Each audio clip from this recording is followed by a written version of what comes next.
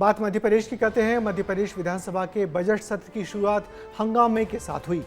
सत्र के पहले दिन सदन के बाहर सत्ता और विपक्ष के नेताओं के बीच जो सौहार्द देखने को मिला था, लेकिन सदन के अंदर माहौल पूरी तरह तनातनी में बदल गया।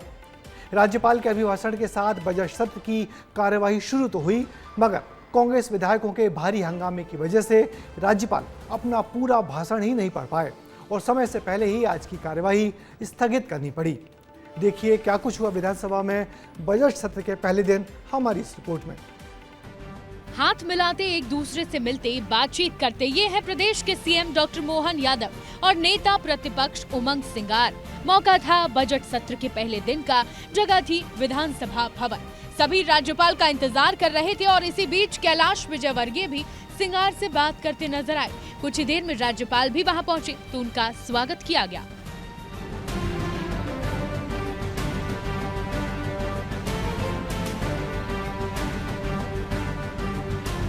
विधानसभा के बजट सत्र का पहला दिन राष्ट्रगीत वंदे मातरम से शुरू हुआ। सदन में राज्यपाल मंगूभाई पटेल ने अभिभाषण दिया। उज्जैन में शिप्रा को कान्हा नदी से दूषित जल से बचाने के 919 करोड़ रुपए के अधिक कान्हा डाइवर्जन क्लोज डक्ट परियोजना का कार्य 52% पूर्ण हो चुका है। स्वच्छ पानी कहाँ मिल रहा है प्रदेश के अंदर? माननीय मंत्री बैठे हुए, 18 लाख कोई भी विद्यार्थी अपनी पढ़ाई से। भाषण में राज्यपाल ने न ही जहरीले पानी का जिक्र किया और न ही कप सिरप के कहर का। यही वजह थी कि सदन के बाहर जो पक्ष विपक्ष का प्यार दिखा, वो सदन के अंदर आ ही नहीं पाया। अभिभाषण के दौरान कांग्रेस ने खूब हंगामा किया तो करीब 35 मिनट के बाद ही कार्रवाई अगले दिन के लिए स्थगित कर दी गई। स्थगन के ठीक बाद कांग्रेस ने परिसर में सारे विधायकों की बैठक ली। बैठक में पीसीसी चीफ जीतू पटवारी भी मौजूद रहे।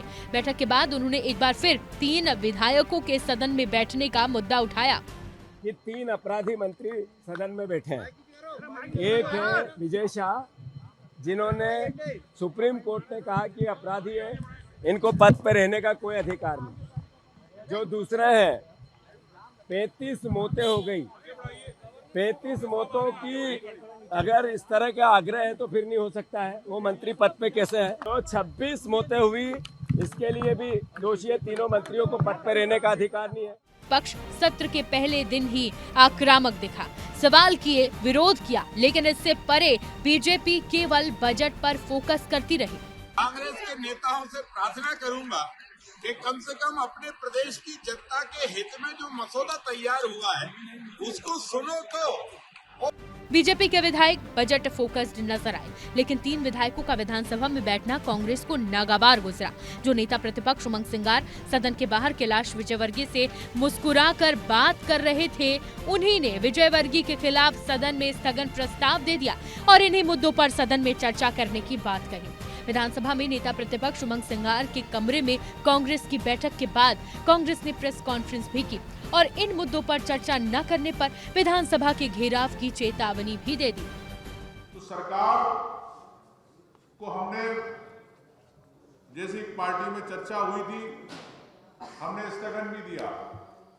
आज कार्यमंत्रणा परिषद में विचार करेंगे पे बात आई तो सरकार कितनी असंवेदनशील है कि इतना लोग महत्व का विषय उस पे स्थगन पे चर्चा नहीं करना चाहती। कांग्रेस हमलावर है और अब इस पूरे मामले में प्रदेश के मुखिया सीएम डॉक्टर मोहन यादव का बयान भी सामने आया है। सीएम ने तो कांग्रेस को नादान ही करार दिया। बड़े नादान है वो, जो संसदीय कार्यप्रणाली को भी समझने में गलती करते हैं। कांग्रेस लगातार इसी कारण से अपनी विश्वसनीयता खो रही है। संसद के बजट सत्र के पहले चरण में जो हंगामा हुआ वो किसी से भी नहीं छिपा है। सदन की कार्रवाई में कई बार देखा गया कि बीजेपी के विधायक ही मंत्रियों को घेरते सदन में नजर आते हैं। देखना दिलचस्प होगा कि आगे कांग्रेस कैसी रणनीति अख्तियार करती है। कैमरा नितिन मालवी के साथ विवेक पांडे, स्टार न्यूज़ भोपाल। मध्य प्रदेश विधानसभा के बजट सत्र की शुरुआत भले ही सौहार्दपूर्ण माहौल में हुई हो, लेकिन पहले ही दिन सदन में जबरदस्त टकराव साफ नजर आया। राज्यपाल का अभिभाषण के दौरान हुए हंगामे के बाद कार्रवाई तो स्थगित करनी पड़ी और कांग्रेस ने 3 विधायकों के मुद्दे पर सरकार को घेरने का ऐलान कर दिया। पहले कांग्रेस ने प्रेस कॉन्फ्रेंस की, जिसके बाद बीजेपी के मंत्री चेतन कश्यप ने भी प्रेस कॉन्फ्रेंस कर विपक्ष पर गहरा निशाना साधा। तो हर बात के लिए जवाब देने के लिए हमारे सारे वरिष्ठ मंत्री वो भी तैयार हैं, मुख्यमंत्री भी तैयार है, परंतु उसको एक संवैधानिक तरीके से, गरिमामय तरीके से कार्य करना चाहिए। यह जो तरीका कांग्रेस अपना रही है, यह तरीका मुझे लगता है इनका शीर्ष नेतृत्व दिल्ली में भी दिशा भ्रमित है और वही दिशा भ्रमण उनका यहाँ मध्य प्रदेश के अंदर भी दिख रहा है।